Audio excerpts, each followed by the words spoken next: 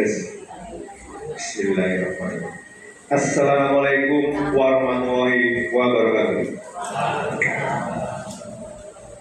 Selamat siang, kami ucapkan terima kasih dan selamat datang yang terhormat Bapak Urip Muncul SPD MPD selaku Wakil Kepala Sekolah, mewakili Bapak Presidi Kepala Sekolah SMP Negeri 1 Malang yang sedang berhalangan tidak hadir. Yang terhormat, kami ucapkan kepada Bapak Wihasto SPD selaku narasumber 1 dan juga Bapak Muhammad Haji Arifin SPDGR selaku narasumber 2. Tak lupa juga kami ucapkan kepada yang terhormat peserta IHT dengan tema membangun budaya positif di lingkungan sekolah pada hari Sabtu 24 Agustus 2024. Semoga kita semua dalam keadaan sehat dan selalu diberikan kebahagiaan oleh Allah Subhanahu wa Ta'ala. Amin. Alhamdulillahirrahmanirrahim. Wa bihi nasta'in wa ala umuri dunya wa din wa ala alihi wa sahbihi ajmain. Amma ba'd. Tidak lupa kita panjatkan syukur kepada Tuhan Yang Esa karena pada hari ini kita diberi kesempatan berjumpa bersama di forum yang berbahagia ini. Salawat dan salam tak lupa juga kita panjatkan kehadiran Nabi Agung Nabi Muhammad Sallallahu Alaihi Wasallam. Semoga dia milik kiamat kelak kita mendapat syafaatnya. Amin. Untuk mendampingi acara hingga akhir, kami selaku MC, saya Pak Doni Sumanto ditemani dengan Ibu Devi Artika Alunda SPD. Sebelum memulai acara, kami akan menyampaikan susunan acara dari pukul 11.30 hingga selesai. Yang pertama yaitu pembukaan yang sudah kami lakukan. Kemudian yang kedua menyanyikan lagu Indonesia Raya yang akan dipimpin oleh Ibu Devi Artika Alunda SPD. Kemudian yang ketiga sambutan dari Kepala Sekolah SMP Negeri 1 Malang, dalam hal ini diwakili oleh Bapak Urip Muncul SPD MPD. Yang berikutnya yaitu Isoma. Kemudian acara selanjutnya setelah Isoma, praktik pembuatan keyakinan kelas. Berikutnya ada refleksi, dan yang terakhir doa dan penutup. Untuk menghemat waktu, marilah kita mulai acara ini diawali dengan menyanyikan lagu Indonesia Raya. Pada beliau Ibu Devi Artika Alunda SPD, disilakan. Hadirin dimohon berdiri.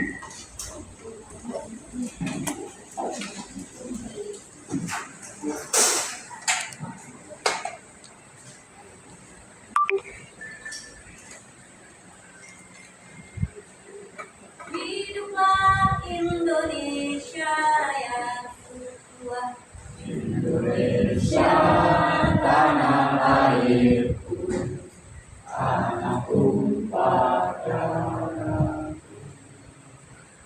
di sanalah aku berdiri, jadi pandu hidup. Indonesia kebangsaanku, bangsa dan tanah airku. Marilah kita berseru, Indonesia bersatu. Hiduplah tanahku, hiduplah negeriku, bangsaku, rakyatku semuanya. Bangunlah jiwanya, bangunlah badannya, untuk Indonesia Raya. Indonesia Raya, merdeka, merdeka, tanahku, negeriku yang ku cinta. Indonesia Raya, merdeka, merdeka, hiduplah Indonesia Raya. Indonesia Raya, merdeka, merdeka, tanahku, negeriku yang ku cinta. Indonesia Raya, merdeka, merdeka, hiduplah Indonesia Raya. Selesai hadirin, disilakan duduk kembali. Acara yang berikutnya, yang ketiga, yaitu sambutan dari Kepala Sekolah SMP Negeri 1 Pemalang. Dalam hal ini diwakili oleh beliau Bapak Urip Muncul SPD MPD. Kepada beliau disilakan.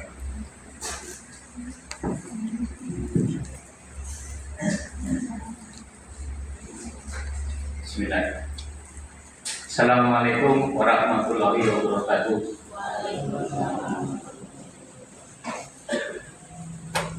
Selamat pagi untuk kita semua. Salam sejahtera untuk kita semua pula. Alhamdulillah pada hari ini, tepatnya tanggal 24 Agustus 2024, kita dapat berkumpul, di mana kumpulnya kita ini untuk belajar bersama dalam rangka pengembangan profesi kita seorang guru. Alhamdulillah kita dalam keadaan sehat walafiat. Saya ucapkan terima kasih pada Bapak Ibu guru yang menyempatkan waktu dan berkenan hadir di ruangan ini, di ruang multimedia SMP Negeri 1 Pemalang. Kami ucapkan pada narasumber Mas Aji dan Mas Priasto nanti akan menyampaikan materi pada hari ini. Semangat ya Mas Aji dan Mas Priasto. Saya panggilnya Mas karena mudah sekali Mas Angga juga tak panggil Mas karena mudah juga ya. Selisihnya jauh dengan usia saya maksudnya begitu. Mas Febri juga. Oh Mas Heru, mana Mas Heru? Oh, oke.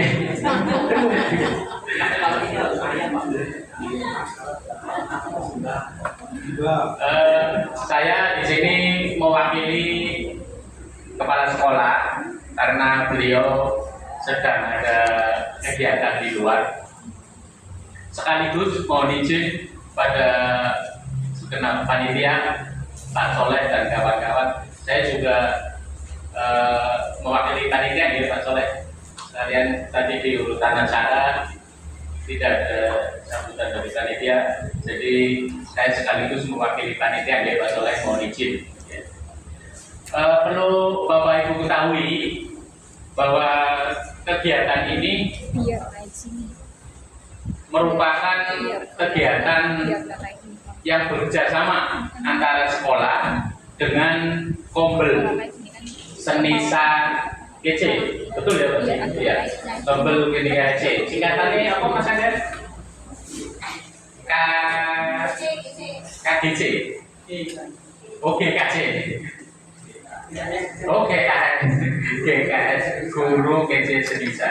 Ini kerjasama antara Kombel GKS dengan sekolah, di mana perlu Bapak Ibu ketahui ini didanai juga oleh, kebetulan sekolah kita mendapat boskin atau bos kinerja. Kemudian lanjut lagi, masih semangat Bapak Ibu? Masih ya? Nah, sepertinya Dewan ngantuk Pak. Satu setengah jam lagi kita akan isoman, tapi sebelum itu ada narasumber yang kedua, yaitu Coach MAJ Arifin SPD GR untuk menyampaikan materi berikutnya. Kepadanya disilakan.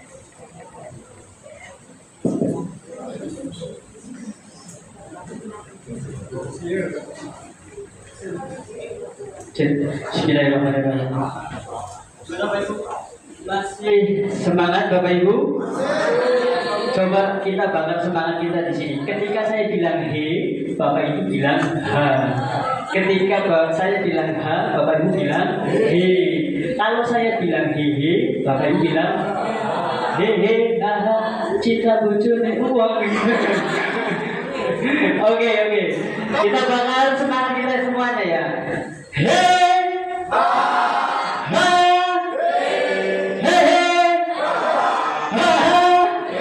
oke, putar buat kita semua. Oke, Bapak Ibu, sebelumnya saya mengucapkan terima kasih karena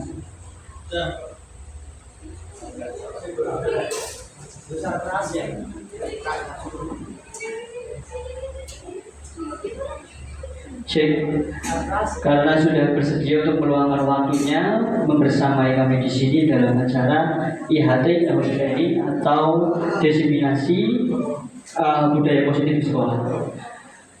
Sebelum saya melanjutkan ke materi berikutnya, yaitu 5 posisi kontrol dan 3 materi lainnya, saya ingin mencoba untuk mengecek konsentrasi Bapak Ibu semua. Nah, silakan Bapak Ibu tirukan atau lakukan apa yang saya katakan, ya. Kalau saya tidak katakan hal tersebut, berarti tidak usah lakukan. Mengerti Bapak Ibu? Oke, sekarang contoh dulu. Ketika saya mengatakan tepuk 1, berarti Bapak itu harus tepuk 1. Kalau saya berkata tepuk 2, berarti Bapak itu harus 2 kali tepuk tangan sampai dengan tepuk 5. Nah, nanti kita coba cek siapa yang tidak konsentrasi, berarti butuh asupan yang lebih banyak Bapak Ibu. Monggo Bapak, siapa nih? Oke, siap di Bapak Ibu ya? Ya, oke. Tepuk 1, tepuk 2, tepuk 3, tepuk 2, 1. No, berarti gak konsen. Kan saya bilangnya 1 bukan tepuk, ya kan? Berarti tidak fokus Bapak Ibu. Ketika saya bilang tepuk, berarti kan harus tepuk. Ketika saya hanya bilang 1, berarti tidak usah bilang bukan. Oke, fokus lagi. Siap ya, fokus ya. Kayaknya asupannya kurang ini Pak Heru. Harus ditambah mie ayam no bakso mungkin ya. Oke, tepuk 1, tepuk 2, tepuk 3, tepuk 4, tepuk 1, 2. Ya, Bu Enda nggak fokus Bu Enda. Oke, 1 kali lagi Bu Enda masih belum fokus. Biar semuanya fokus semua, jadi kita bisa mencoba untuk fokus dengan materi. Oke ya. Salah nyanyi ya Pak. Oke, tepuk 1, tepuk 2, tepuk 3, 4. Nah, ternyata MC kita juga oleng nih, kayak truk oleng. Oke, langsung saja kita ke materi 5 posisi kontrol. Tapi sebelumnya tepuk tangan buat Bapak Ibu semuanya sudah antusias. 5 posisi kontrol. Apa sih 5 posisi kontrol? Sebenarnya kita semua juga mungkin sudah memiliki 5 posisi kontrol tersebut, namun tidak disadari. Nah, apa aja 5 posisi kontrol itu?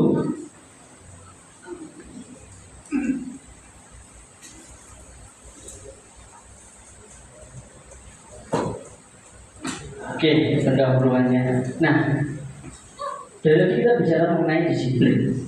Disiplin adalah suatu kondisi yang terbentuk melalui serangkaian tindakan yang menunjukkan nilai-nilai kepatuhan dan ketaatan. Salah satu nilai karakter tersebut selalu ditanamkan oleh kita semua sebagai guru kepada murid-murid kita. Harapannya supaya mereka semua dapat disiplin dengan baik. Nah, dengan harapan menciptakan iklim belajar yang kondusif. Menurut Dian Gaussen dalam bukunya Restruction of School Discipline pada tahun 1998 mengemukakan bahwa guru itu perlu meninjau kembali. Kita itu harus meninjau kembali penerapan disiplin di dalam ruang kelas kita, ya. Jadi kita coba review ulang gimana sih kita menerapkan disiplin itu kepada anak-anak kita dengan cara kita masing-masing tentunya. Nah, apakah sudah efektif? Bapak Ibu sudah efektif belum ya? Sudah. Dari mana Bapak Ibu bisa lihat disiplin Bapak Ibu sudah efektif? Ternyata sekolah kita juga udah dikenal sekolah Spiderman Bapak Ibu. Karena banyak yang naik tembok, jadi sekolah Spiderman. Ya. Kemudian yang kedua adalah apakah sudah berpusat pada peserta didik atau kita hanya menuntut, hei kamu masuk kelas terlambat, mau seenaknya saja masuk dan ikut, kurang ajar, pulang sana ke rumah saya gitu. Oke, kita lanjut. Kemudian apakah sudah memperdayakan anak-anak kita? Apakah kita hanya menuntut mereka untuk disiplin tanpa memperhatikan apakah mereka seperti itu mereka itu senang atau tidak, nyaman atau tidak, apa mereka justru tertekan? Ya. Kemudian yang terakhir adalah apakah itu sudah memandikan murid? Ya, apa dalam hal ini memandikan murid itu berarti apakah dengan tindakan pendisiplinan kita itu murid dapat tumbuh dorongan dari dalam dirinya untuk melakukan disiplin tersebut. Seperti yang sudah Pak Johnson sampaikan, motivasi itu ada dari intrinsik dan ekstrinsik. Apakah yang kita terapkan itu sudah menumbuhkan unsur intrinsik dari dalam diri siswa kita masing-masing? Kita perlu merefleksikan itu. Nah, untuk itu saya mempersembahkan 5 posisi kontrol, ya, berdasarkan teori kontrol Dr. William Glasser. Dosen menyimpulkan 5 posisi kontrol yang diterapkan seorang guru. Yang pertama, penghukum. Siapa disininya penghukum? Kemudian yang kedua ada pembuat merasa bersalah. Yang ketiga, guru memposisikan sebagai teman.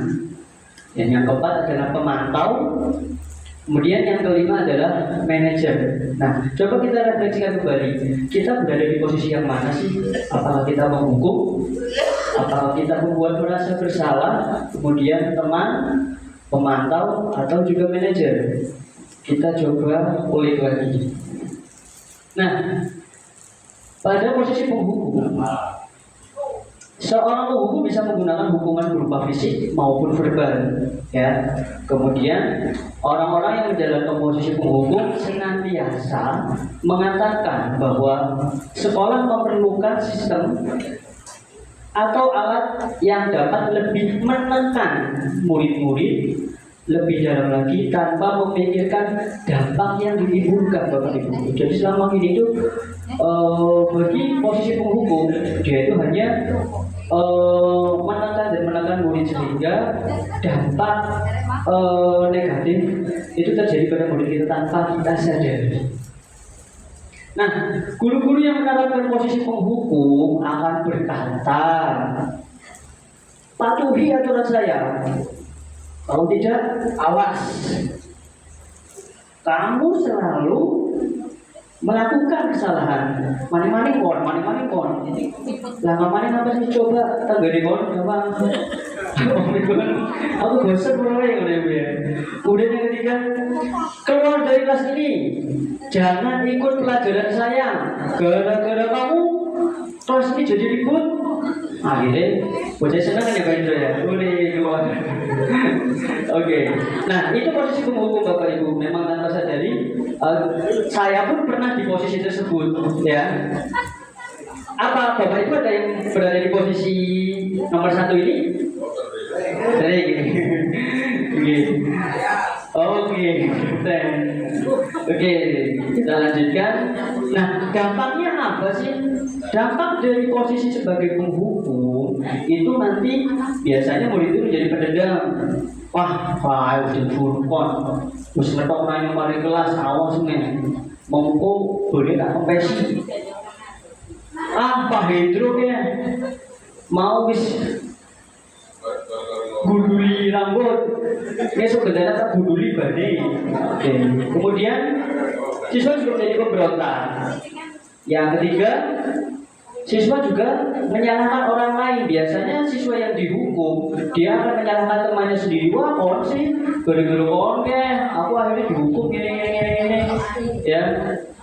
Dan mereka juga mengalami keterpurukan mental, ya, lunturnya kepercayaan diri dan kesedihan yang berkelanjutan. Kaitannya dengan keterpurukan mental, saya ingin sedikit berbagi pengalaman terkait dengan dampak dari siswa yang mentalnya itu mengalami keterpurukan mental. Contohnya, ketika siswa dibawa ke ruang BK tanpa dia tahu masalahnya terlebih dahulu, dia pasti akan merasa biasanya nangis, kemudian ketakutan. Benar tidak, Pak Febri?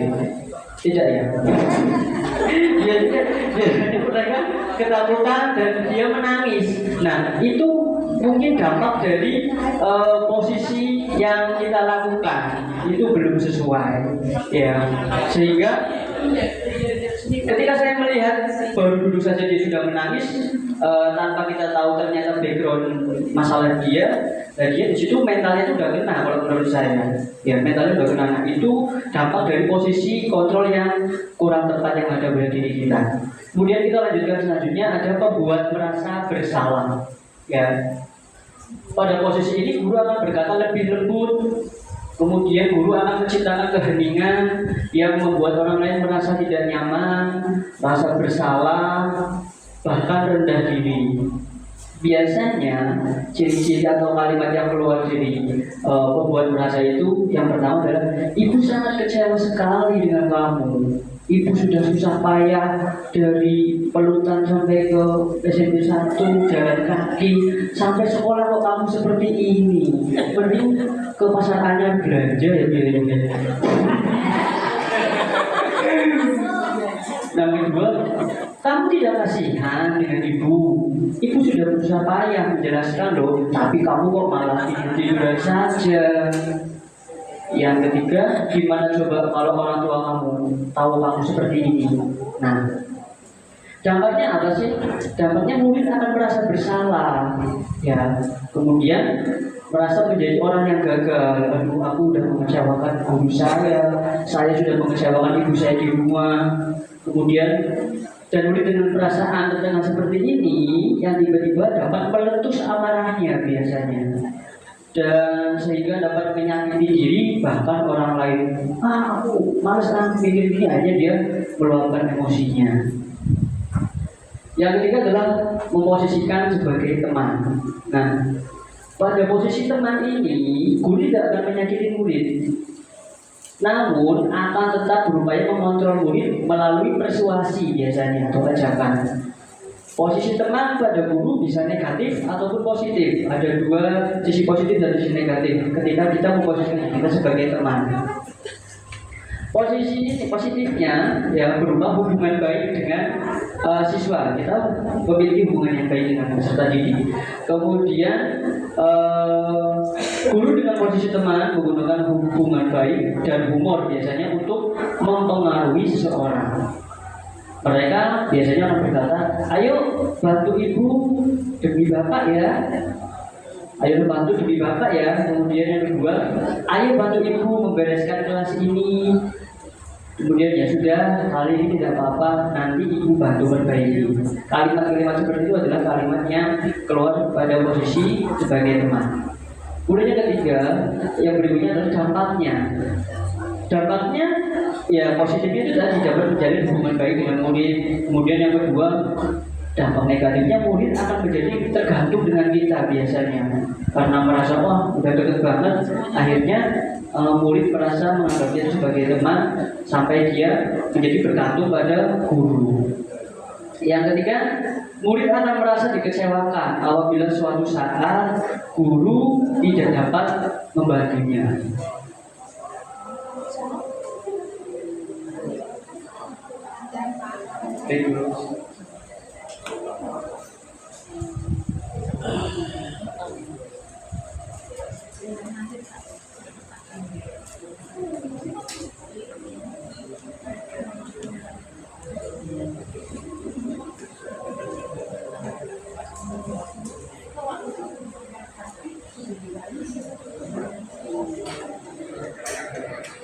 Adalah posisi pemantau. Posisi pemantau atau posisi mengawasi itu ketika mengawasi guru bertanggung jawab atas perilaku murid-murid. Ya. Kemudian posisi pemantau berdasarkan peraturan-peraturan dan konsekuensi. Dengan menggunakan sanksi atau konsekuensi, guru dapat memisahkan hubungan pribadi dengan murid, dan posisi tersebut berawal dari teori stimulus respons yang menunjukkan tanggung jawab guru dalam mengontrol murid. Dan pertanyaan yang biasanya diajukan itu adalah yang pertama, apa yang telah kamu lakukan? Kemudian peraturannya apa? Dan yang ketiga adalah sanksi atau konsekuensinya untuk apa? Dampaknya apa? Dampaknya seorang pemantau itu biasanya kita bisa melihat bahwa kita sebagai pemantau itu biasanya mengandalkan perhitungan dan catatan. Biasanya kalau ada anak-anak yang melakukan kesalahan, kita catat di dalam jurnal biasanya. Kemudian misalkan ada anak yang menipu di kelas, kita catat, kemudian kita laporkan perkembangannya. Dan dampaknya itu biasanya murid memahami konsekuensi yang harus dijalankan. Yang kedua adalah murid tetap dibuat tidak nyaman, yaitu dengan harus tinggal di kelas pada waktu jam istirahat biasanya. Kita lanjutkan sampai yang manajer. Yang terakhir adalah posisi kita sebagai manajer. Nah, posisi manajer ini itu posisi yang sangat ideal yang hendaknya ada pada diri kita. Kenapa? Karena pada posisi manajer ini, posisi di mana guru berbuat sesuatu bersama dengan murid, mempersilahkan murid mempertanggungjawabkan perilakunya dan mendukung murid agar dapat menemukan solusi atas permasalahannya sendiri. Nah, dengan demikian harapannya murid dapat tumbuh motivasi intrinsik dari dalam dirinya untuk memperbaiki diri tanpa harus ditekan, tanpa harus diinterferensi, dan tanpa harus mendapatkan hukuman. Dengan memposisikan diri kita sebagai manajer, harapannya murid atau kita dapat menumbuhkan motivasi intrinsik dari dalam dirinya. Kemudian seorang manajer itu juga memiliki keterampilan di posisi teman maupun pemantau. Dan dengan demikian, bila kita menginginkan murid-murid kita menjadi manusia yang merdeka, mandiri dan bertanggung jawab, maka kita perlu mengacu kepada restitusi yang dapat menjadikan murid kita seorang manajer bagi dirinya sendiri. Dia bisa memanage bagaimana saya harus melakukan sesuatu, apa yang harus saya lakukan, apa yang harus saya lakukan untuk menyelesaikan masalah ini, bagaimana seharusnya saya dalam menyelesaikan masalah ini. Itu ada di posisi manajer. Kemudian biasanya seorang manajer itu akan berkata, apa yang kita yakini? Kemudian, apakah kamu meyakininya bahwa tindakan yang kamu lakukan itu sudah betul atau sudah melanggar keyakinan kita? Kemudian yang berikutnya, jika kamu meyakininya, apakah kamu bersedia untuk memperbaikinya? Nah, dengan kalimat-kalimat seperti ini atau pertanyaan-pertanyaan seperti ini, itu harapannya kita sebagai seorang manajer bagi murid kita dapat menumbuhkan motivasi intrinsik dari dalam diri peserta didik kita tanpa kita menekan dan tanpa kita harus memberikan hukuman. Harapannya seperti itu, karena motivasi yang tumbuh dari dalam diri itu akan lebih menguatkan karakter peserta didik kita. Tanpa adanya penekanan, tanpa adanya hukuman, mereka akan menumbuhkan motivasi dalam dirinya dengan baik. Kemudian setelah ini kita lanjutkan materi tentang segitiga restitusi. Tapi sebelumnya kita beri istirahat dulu Pak Hasto ya. Sudah waktu istirahat ya.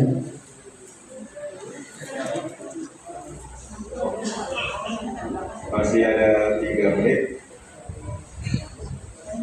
Mas Haji, barangkali bisa dimanfaatkan atau dicukupkan juga. Oke, terakhir dan ini sebelum istirahat tadi saya belum menjelaskan dampaknya.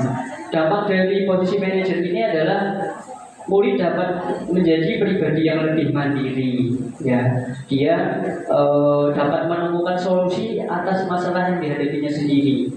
Kemudian yang kedua adalah murid menjadi merdeka. Dia merasa nyaman, merasa aman tanpa adanya penekanan.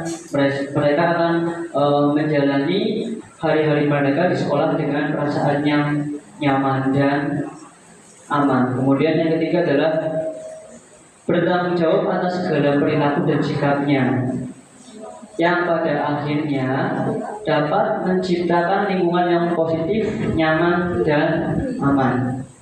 Jadi dari 3 dampak tersebut itu menurut saya dan sesuai dengan teori tadi itu sudah sangat baik sekali.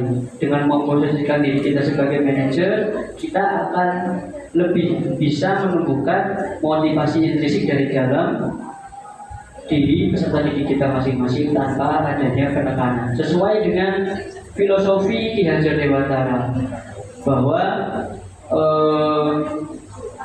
peserta didik kita itu atau pendidikan itu hendaknya itu menuntun, bukan menuntut. Ya, kita harus menuntut peserta didik kita sesuai dengan kodrat alam dan kodrat zamannya. Kita tidak bisa memaksakan peserta didik kita untuk menjadi seperti apa atau menjadi seperti yang kita inginkan. Ya, seperti yang dari Pak Hasto sampaikan bahwa filosofinya KHD itu peserta didik itu adalah benih jagung. Kita adalah seorang petani. Kita tidak bisa mengubah benih jagung itu tumbuh menjadi benih padi. Kita akan bisa menumbuhkan benih jagung tersebut menjadi jagung yang berkualitas melalui tuntunan kita. Kita tidak bisa menuntut benih jagung itu akan tumbuh menjadi benih padi. Sesuai dengan kodratnya, benih jagung tersebut akan tumbuh menjadi benih padi yang berkualitas sesuai dengan apa yang kita ajarkan dan apa yang kita tuntun. Itu saja sekiranya dari saya, kurang lebihnya mohon maaf. Nanti kita lanjutkan lagi setelah isoma. Terima kasih. Wassalamualaikum warahmatullahi wabarakatuh. Waalaikumsalam warahmatullahi wabarakatuh. Terima kasih yang dan juga. Baik, Bapak Ibu sekalian, untuk merefresh tubuh kita dan menambah stamina kita, marilah kita menuju acara berikutnya yaitu isoma. Isoma itu diberi waktu pukul 12 sampai 12.20 agar Bapak Ibu. Yang selanjutnya yaitu Masih dengan tema yang sama, budaya positif. Dan materi yang selanjutnya akan saya sampaikan adalah segitiga restitusi.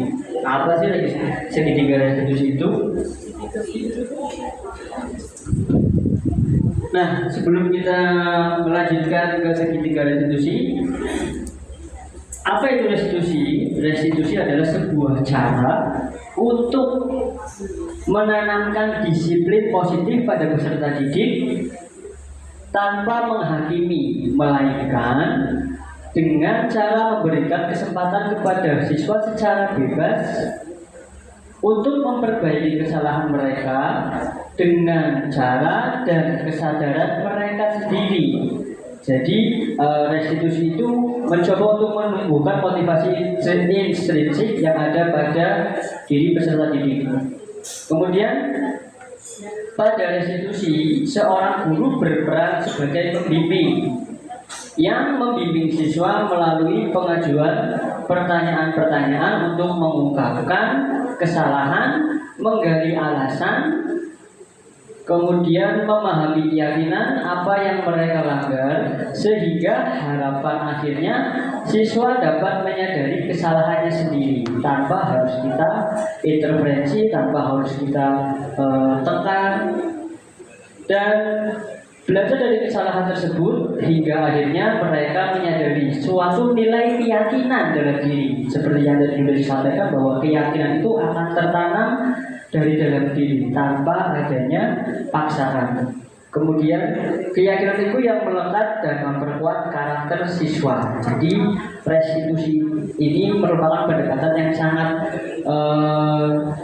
recommended untuk kita lakukan.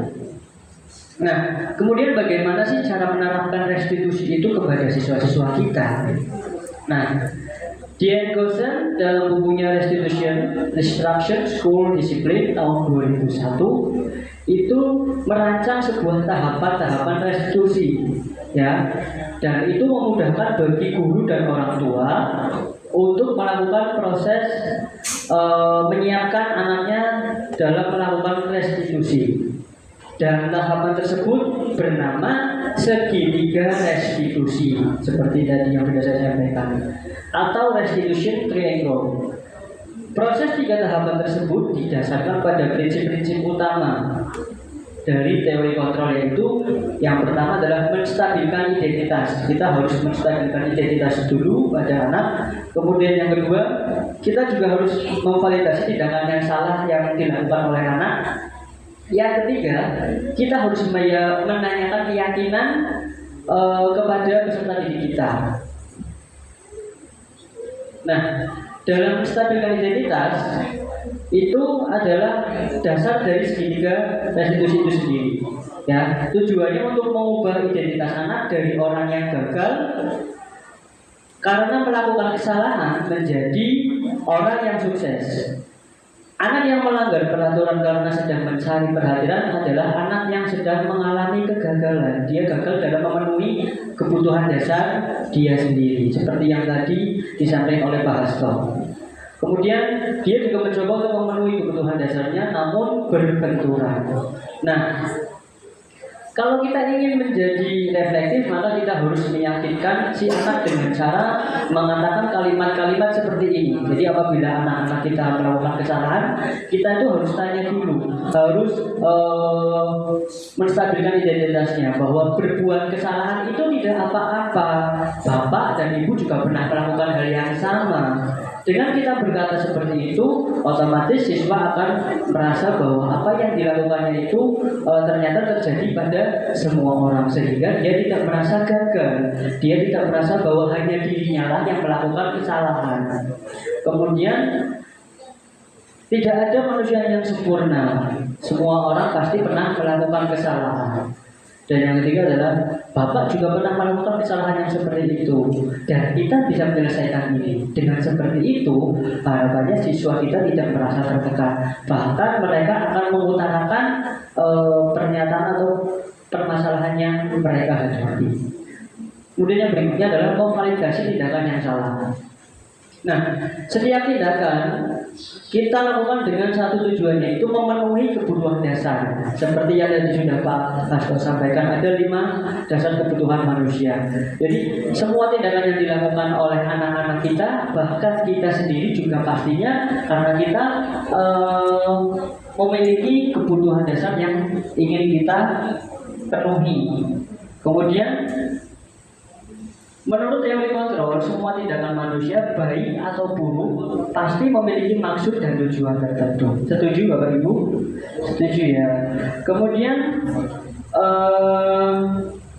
kalimat-kalimat di bawah ini mungkin terdengar asing bagi kita semua. Namun bila kita katakan tanpa menghakimi akan memvalidasi kebutuhan mereka. Contohnya yang pertama, padahal kamu bisa melakukan yang lebih buruk dari ini ya. Bapak hargai tindakan kamu yang tidak berbuat lebih jauh dari ini. Kemudian kamu pasti punya alasan kenapa kamu melakukan hal seperti ini. Kemudian kamu patut bangga pada dirimu sendiri karena kamu telah melindungi sesuatu yang penting buat dirimu sendiri. Kemudian yang ketiga adalah menanyakan keyakinan. Teori kontrol menyatakan bahwa kita pada dasarnya termotivasi secara internal. Kemudian ketika identitas sukses telah tercapai dan tingkah laku yang salah telah divalidasi, itu ada di langkah 2, maka anak akan siap untuk dihubungkan dengan nilai-nilai yang dipercaya. Jadi ketika tadi menstabilkan identitas sudah kita terapkan ke anak, kemudian memvalidasi tindakan sudah kita sampaikan ke anak, nah kemudian anak akan lebih siap untuk dihubungkan dengan nilai-nilai yang dia percaya dan berpindah menjadi orang yang dia inginkan sesuai dengan motivasi yang ada dalam dirinya sendiri. Nah, pertanyaan-pertanyaan di bawah ini menghubungkan keyakinan anak dengan keyakinan kelas atau keyakinan keluarga. Contohnya, apa yang kamu lakukan sudah sesuai? Apakah yang kamu lakukan sudah sesuai dengan keyakinan kelas kita? Nah, keyakinan kelas itu nanti akan ada di materi selanjutnya. Kemudian, apa nilai-nilai keyakinan yang kita telah sepakati? Yang ketiga, apa bayangan kita tentang kelas yang ideal? Kemudian, kamu mau jadi orang yang seperti apa? Itu merupakan bagian-bagian pertanyaan yang ada di menanyakan keyakinan. Nah, setelah tindakan kita lakukan, ini dengan satu tujuan, yaitu memenuhi kebutuhan dasar. Jadi kalau kita sudah mengetahui kebutuhan dasar yang siswa kita inginkan, harapannya siswa kita tidak merasa tertekan dan merasa terhakimi. Nah, yang berikutnya adalah nilai-nilai kebajikan universal. Apa itu nilai kebajikan universal? Nilai-nilai kebajikan universal adalah nilai-nilai yang disepakati bersama, lepas dari suku, bangsa, agama, bahasa maupun latar belakang. Dan nilai-nilai kebajikan pada suatu institusi atau organisasi itu berbeda-beda, tergantung kebutuhan dari organisasi itu sendiri.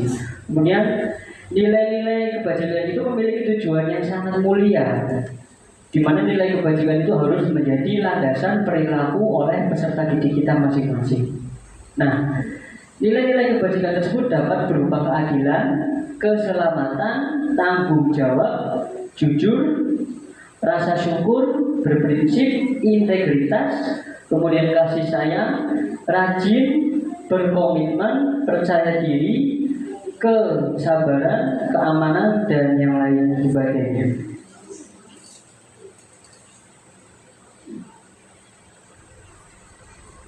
Lanjut, nah ini ada nilai-nilai kebajikan dari 6 institusi organisasi. Yang pertama adalah profil pelajar Pancasila. Itu adalah nilai kebajikan yang senantiasa kita tanamkan kepada peserta didik kita. Yaitu yang pertama ada beriman bertakwa, kemudian mandiri, bernalar kritis, berkebinekaan global, bergotong royong, dan kreatif. Kemudian yang kedua adalah dari IPO Primary Youth Program atau yang disingkat adalah PYP, berasal dari sikap murid, yaitu toleransi, rasa hormat, integritas, mandiri, menghargai, antusias, empati, keingintahuan, kreativitas, kerjasama, percaya diri, dan komitmen. Itu adalah nilai-nilai kebajikan yang harus kita tanamkan kepada peserta didik kita. Ada lagi juga 9 pilar karakter Indonesia Heritage Foundation atau IHF. Cinta Tuhan dan segenap ciptaannya, kemudian kemandirian dan tanggung jawab, kejujuran, hormat dan santun, kemudian dermawan, suka menolong dan gotong royong, percaya diri, kreatif dan pekerja keras, kepemimpinan dan keadilan, kemudian baik dan rendah hati, yang selanjutnya adalah toleransi, kedamaian dan kesatuan. Ada juga nilai kebajikan, yaitu petunjuk seumur hidup dan keterampilan hidup. Keterampilan hidup itu ada poin dapat dipercaya, lurus hati, pendengar yang aktif, tidak merendahkan orang lain, kemudian memberikan yang terbaik dari diri. Ada juga petunjuk hidup dan juga kehormatan. Kita langsung saja ke yang berikutnya. Ada The Seven Essential Virtues atau Building Moral Intelligence. Itu ada empati, kemudian suara hati, kontrol diri, rasa hormat, kebaikan, toleransi, dan keadilan. Itu adalah nilai-nilai kebajikan universal yang harus ada dan harus kita tanamkan dalam diri peserta didik kita. Nah, ini ada tabel proyek nilai-nilai kebajikan. Ada peduli, kemudian ada juga keterus-terangan, kebersihan, komitmen, belas kasih, ada juga rajin, keberanian, kesantunan, kreatif, semangat, dan kedermawanan, serta ada integritas, kebahagiaan, keadilan, baik hati, kesetiaan, dan yang terakhir ada rasa hormat, tanggung jawab, dan pengabdian. Nah, ini adalah proyek nilai-nilai kebajikan yang harus kita tanamkan dalam diri peserta didik kita. Nah, kesimpulannya dari materi kebajikan tadi, nilai-nilai kebajikan adalah dalam rangka menciptakan lingkungan yang positif, maka setiap warga sekolah dan pemangku kepentingan perlu saling mendukung, menghayati dan menerapkan nilai-nilai kebajikan yang telah disepakati bersama. Seorang pemimpin pembelajaran, dalam hal ini adalah guru, perlu berjiwa kepemimpinan sehingga dapat mengembangkan sekolah dengan baik agar terwujud suatu budaya sekolah yang positif sesuai dengan standar kompetensi pengelolaan yang telah ditetapkan. Tujuan mulai dari penerapan disiplin adalah agar terbentuk murid-murid yang berkarakter, berdisiplin, santun, jujur, peduli, bertanggung jawab, dan merupakan pembelajar sepanjang hayat sesuai dengan standar kompetensi lulusan yang diharapkan. Nah, ini materi terakhir yang akan saya sampaikan, dan nanti di akhir sesi kita akan membuat aksi nyata atau kita akan membuat sebuah keyakinan kelas yang nantinya dapat kita terapkan di kelas Bapak Ibu sekalian. Nah, tapi sebelum kita membuat aksi nyata berupa keyakinan kelas tersebut, kita lihat dulu materinya. Nah, budaya positif adalah nilai-nilai keyakinan dan kebiasaan-kebiasaan di sekolah yang berpihak pada peserta didik agar peserta didik dapat berkembang menjadi pribadi yang kritis, kemudian penuh hormat dan bertanggung jawab. Budaya positif ini dilaksanakan dalam upaya menumbuhkan self-disiplin peserta didik, adalah menanamkan motivasi intrinsik pada peserta didik yang dari tadi saya sampaikan. Motivasi intrinsik pada peserta didik itu memang sangat penting sekali untuk kita tumbuh kembangkan. Nah, selanjutnya, mengapa keyakinan bukan peraturan kelas? Nah, saya ingin sedikit memberikan pertanyaan kepada Bapak Ibu. Mengapa kita memiliki peraturan tentang penggunaan helm pada saat mengendarai kendaraan roda 2 atau kendaraan bermotor? Bapak Ibu silakan, ada yang bisa menjawab. Kenapa kita harus pakai helm? Ya, sorry. Untuk keselamatan. Oke, untuk keselamatan. Yang lain ada lagi, Pak Febri. Kenapa kita harus pakai helm? Aturan itu Peraturannya gitu. Oke, untuk keselamatan. Baik. Kemudian yang kedua, mengapa kita memiliki peraturan tentang penggunaan masker dan mencuci tangan setiap saat? Ya, berarti supaya terhindar. oke, terhindar dari virus. Tadi Pak Dodi bilang menjaga kesehatan. Nah, nilai-nilai keselamatan dan kesehatan seperti yang tadi Pak Dodi sampaikan, ketika kita pakai itu pasti untuk keselamatan, dan kita pakai masker itu ya untuk kesehatan kita dan orang lain. Itu adalah sebuah keyakinan. Ya, nilai-nilai keselamatan atau kesehatan inilah yang kita sebut sebagai suatu keyakinan. Kita yakin kok kalau kita pakai helm kita pasti selamat. Meski paling tidak, kalaupun kita terjatuh dari motor, kepala kita terlindungi. Ya, itu adalah keyakinan yang kita miliki. Kemudian tadi Pak Dodi menyampaikan jawaban dari nomor 2, mengapa kita memiliki peraturan tentang penggunaan masker? Ya biar kita sehat. Kita meyakini kok kalau kita pakai masker kita tidak akan tertular virus seperti halnya pandemi pada saat corona. Semua orang pakai masker karena semua orang tersebut meyakini saya ingin sehat, jadi saya harus menggunakan masker. Nah, keyakinan seperti itulah yang kita harapkan ada pada peserta didik kita semua, Bapak Ibu. Tanpa kita harus menekan, tanpa kita harus mengintimidasi, itu akan muncul dari dalam diri peserta didik kita masing-masing. Nah, ciri-ciri keyakinan kelas.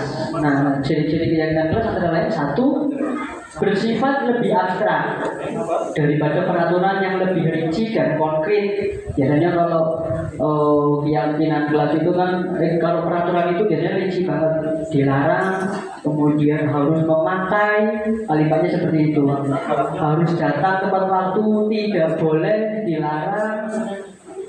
Kemudian yang kedua adalah keyakinan kelas berupa pernyataan universal yang dibuat dalam bentuk kalimat positif. Contohnya misalkan nanti ada bagaimana cara mengubah cara membuat keyakinan kelas itu, kita ubah kalimat negatif menjadi kalimat positif. Seperti contohnya dilarang, kalimat negatifnya dilarang membuang sampah. Ketika kita diubah menjadi kalimat positif, berarti apa Bapak Ibu? Buanglah sampah pada tempatnya. Seperti itu yang kita jadikan sebagai keyakinan kelas. Kemudian selanjutnya, keyakinan kelas tidak dibuat dalam jumlah banyak sehingga mudah diingat dan dipahami oleh warga kelas. Yang keempat, keyakinan kelas merupakan sesuatu yang dapat diterapkan di lingkungan kelas tersebut. Yang kelima, pembuatan keyakinan kelas melibatkan semua warga kelas melalui kegiatan curah pendapat. Jadi kita tampung dulu semua pendapat dari peserta didik kita. Kita mencoba untuk brainstorming dulu, kita breakdown dulu pendapat-pendapat mereka, kemudian kita tampung. Nah, yang keenam, keyakinan kelas ditinjau kembali dari waktu ke waktu. Pada saat keyakinan kelas itu sudah kita buat kemudian tidak berjalan, kita perlu refleksikan kembali. Kita perlu tinjau kembali apakah keyakinan itu berjalan dengan baik.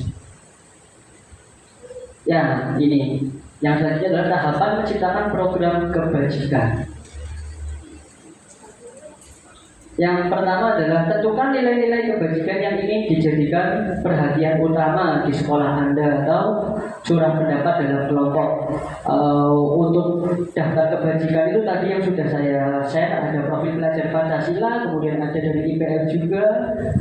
Yang ketiga berikutnya, sempurnakan beberapa daftar nilai-nilai kebajikan yang tadi, ya, atau kebajikan yang utama, bahas kembali dalam kelompok utama. Kemudian yang berikutnya, buatlah poster atau muat di sosial media tentang keyakinan sekolah atau keyakinan kelas.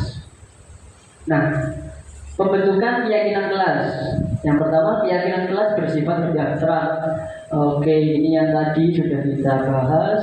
Selanjutnya,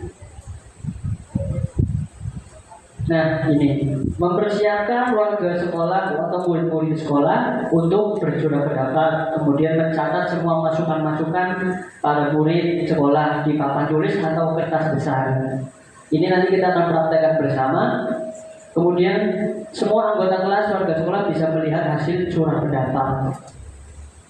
Nah, kemudian keyakinan kelas sesuai prosedur pembentukan keyakinan sekolah kelas. Gantilah kalimat-kalimat dalam bentuk negatif menjadi kalimat positif. Seperti contohnya, jangan berlari di kelas atau koridor kelas. Kemudian kalimat positifnya, berjalanlah di kelas atau koridor. Nah, kemudian dijawab kembali tabel curah pendapat yang sudah dicatat. Mungkin akan mendapatkan bahwa pernyataan yang ditulis di sana masih banyak yang berupa peraturan. Jadi biasanya kalau anak-anak disuruh menuliskan itu masih dalam bentuk peraturan. Nah, kemudian kita lanjut di sini. Ini adalah resume-nya bagaimana cara kita menyusun kelas, yaitu yang pertama ini cara simpelnya ya. Pertama melakukan brainstorming dulu tentang apa yang boleh dilakukan dan apa yang tidak boleh dilakukan. Itu nanti menjadi sebuah peraturan.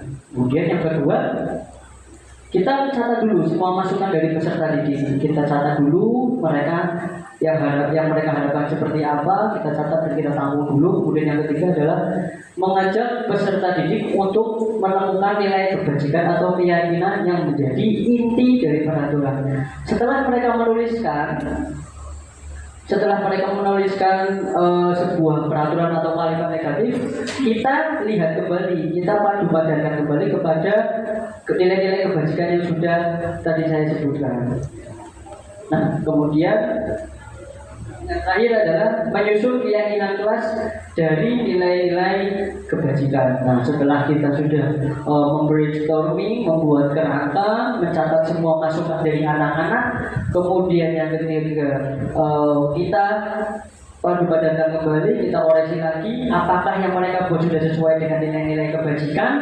Setelah itu baru kita susun menjadi keyakinan kelas dalam bentuk poster. Nah, ini kalimat yang biasa digunakan untuk membuat sebuah keyakinan kelas. Yang pertama, saling menghormati dan menghargai. Biasanya ini berasal dari peraturan atau kalimat negatif yang dilarang melakukan kekerasan, dilarang mencoret-coret tembok, atau dilarang bertindak kekerasan pada teman. Kemudian bertanggung jawab. Biasanya kalau bertanggung jawab itu kalimat negatifnya itu berupa dilarang coret-coret tembok, dilarang merusak meja. Kemudian kita ubah menjadi kalimat positif menjadi bertanggung jawab. Kemudian menjaga kebersihan, dan yang terakhir adalah hadir tepat waktu.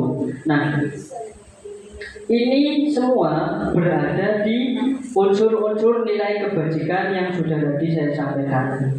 Setelah kita menampung semua pendapat anak-anak, kemudian kita padu-padankan kepada nilai-nilai kebajikan, kita buat sebuah keyakinan kelas, menjadilah kalimat keyakinan kelas yang seperti ini.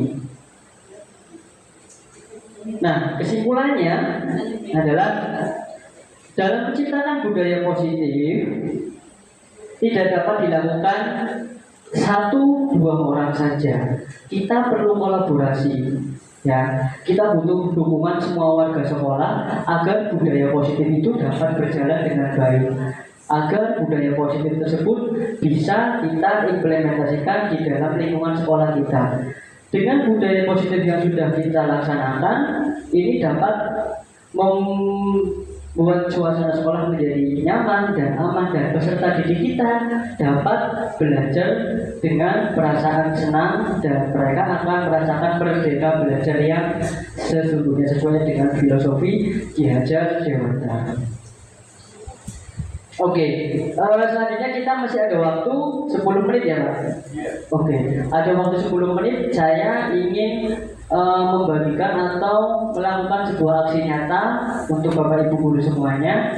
Aksi nyatanya adalah membuat sebuah keyakinan kelas. Bagaimana teknisnya? Nanti dibagi menjadi kelompok. Satu kelompok terdiri dari 4 anggota. Nanti saya berikan kertas planonya. Nanti silakan Bapak Ibu bisa menuliskan Yang pertama adalah kalimat negatif, kemudian kalimat positif, yang berikutnya diubah menjadi sebuah keyakinan belajar. Untuk kalimat negatif dan kalimat positifnya, nanti Pak Hasto kertasnya 16 cukup tidak ya? Cukup ya? Oke. Monggo Bapak Ibu bisa membagi menjadi kelompok. Satu kelompok terdiri dari 4 anggota. Monggo.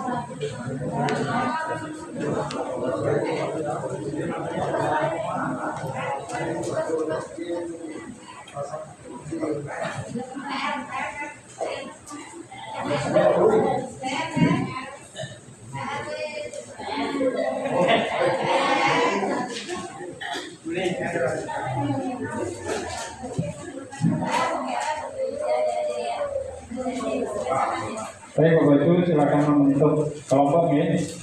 Satu kelompok 4 orang, 2 orang.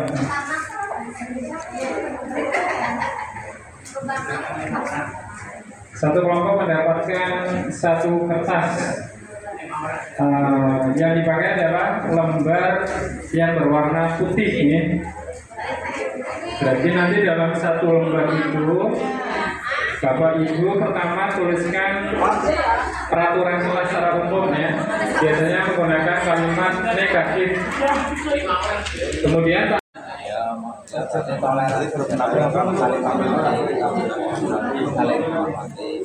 kalau sudah silakan Bapak Ibu nanti ditempel di tembok sebelah sini ya Pak. Ditempel di tembok sini. Disiplin. Oh iya, tahu Jawa.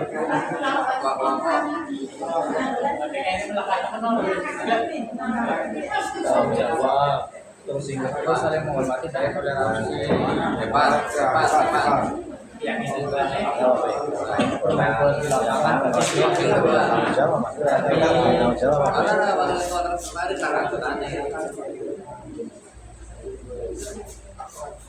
toleransi, rasa keadilan, integritas, mandiri, menghargai, antusias, empati, pengetahuan, kreativitas, bertanggung jawab, aktivitas,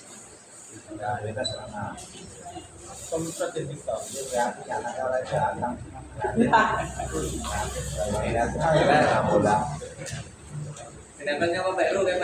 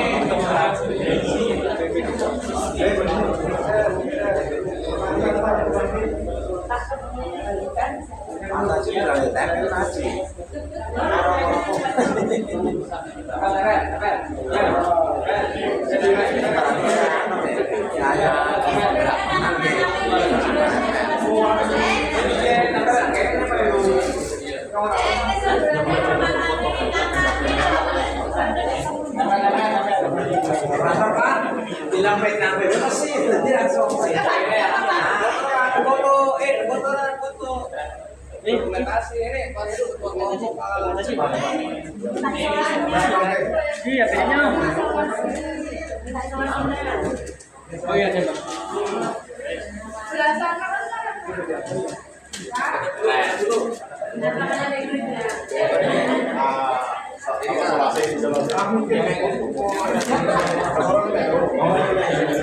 Apa itu belum kopi kau?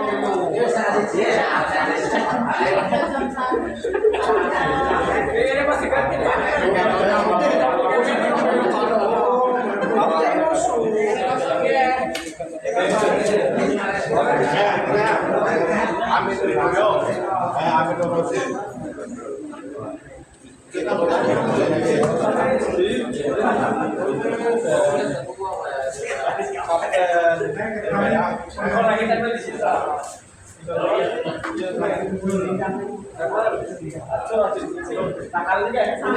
Aja tutupi kae weh. Ditutupi. Barang Pelanggaran ya, pelanggaran. Foto pe. salah kan.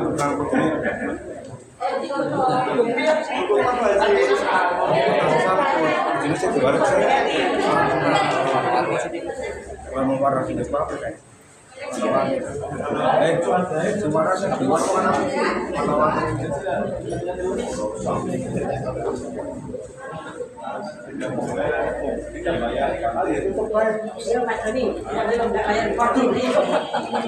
Baik, Bapak Ibu, setelah Bapak Ibu membuat kalimat negatif dan kalimat positif, silahkan Bapak Ibu kembali lagi tuangkan ke dalam bentuk keyakinan kelas yang seutuhnya.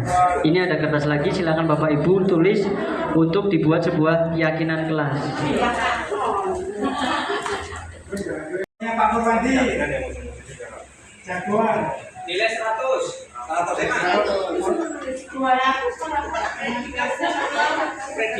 Kelompoknya Pak Aris Widodo ya, Pak Uri, Pak Amin Rusid, Pak Irham dan Pak Purwadi. Keyakinan kelasnya pertama kebersihan nih, kebersihan. Kalau kebersihan kira-kira bagaimana nih Bapak Ibu? Nilai kebersihannya? Oke. Tanggung jawab bisa nih. Tanggung jawab.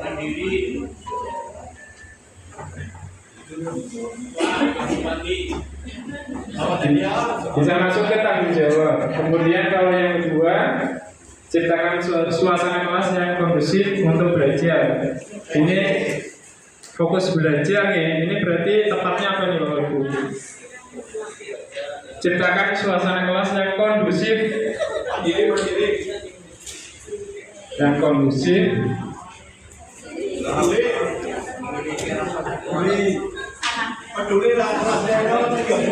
Peduli. Peduli berarti menjaga ketentraman ya. Peduli dengan lingkungan sekolah ya. Kemudian yang terakhir menghormati orang lain. Nah ini sudah tepat ya. Berarti rasa hormat. Jadi ada rasa hormat sesuai dengan nilai kebajikannya. Untuk Bapak Ibu, monggo yang sudah bisa di Mas Febri monggo.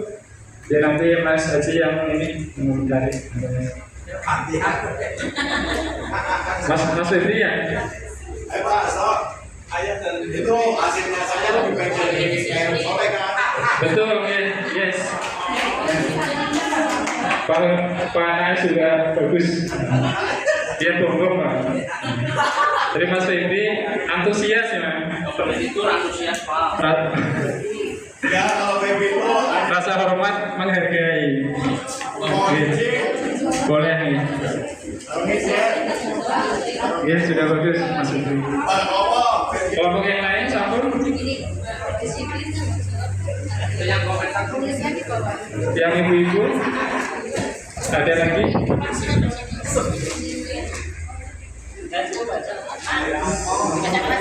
Oh dibacakan boleh.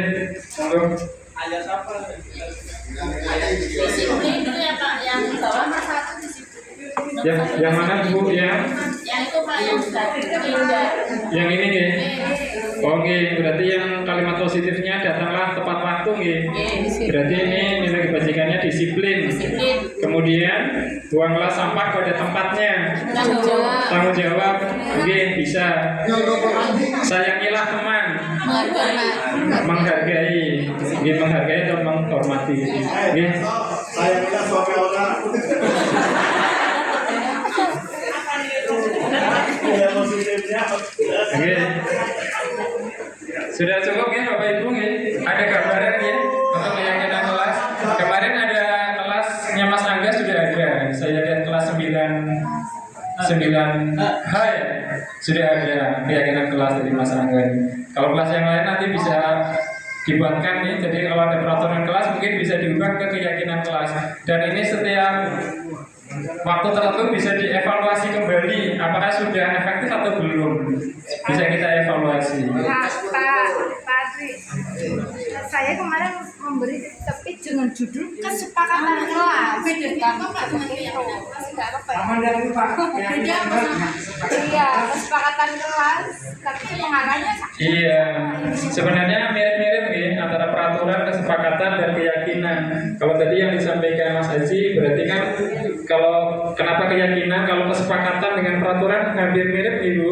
Tapi kalau keyakinan kan Kesepakatan itu dari awal normatif dulu, baru naik peraturan, kesepakatan, keyakinan, baru peraturan.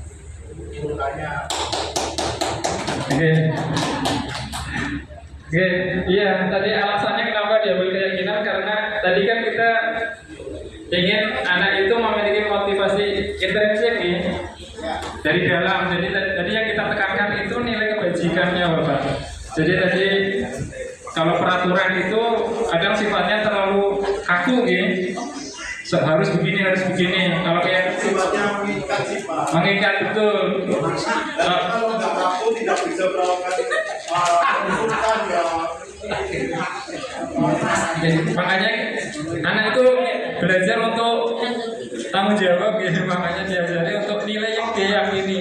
Mungkin kalau awal-awal memang kurang efektif gitu, apalagi kalau anak-anak kita mungkin sudah sepakat ternyata ketika dilaksanakan tidak mau. Tapi yang itu memang evaluasi kita nih Bapak Ibu, nanti bisa dievaluasi kembali. Jadi ya kelas seperti itu. Mungkin sudah cukup nih? Cukup. Mas Haji? Cukup. Baik Bapak Ibu, waktunya saya serahkan ke Mas Doni sebagai pembawa acara. Terima kasih. Baik, terima kasih. Paparan yang sudah diberikan dari Pak Dwi Hasto SPD dan Pak Haji Arifin SPD IM. Acara demi acara sudah kita laksanakan. Urut acara yang berikutnya, acara terakhir, doa dan penutup.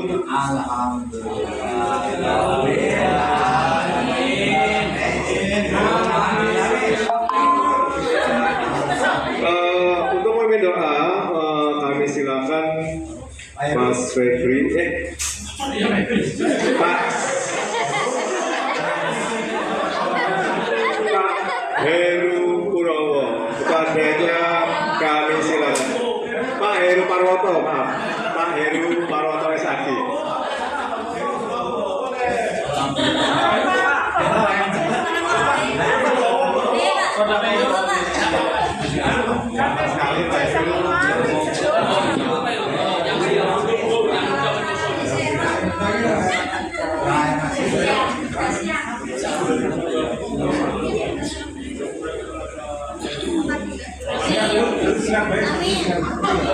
Mari kita bersama berdoa untuk mengakhiri pertemuan ini dengan mengatakan Alhamdulillahirabbil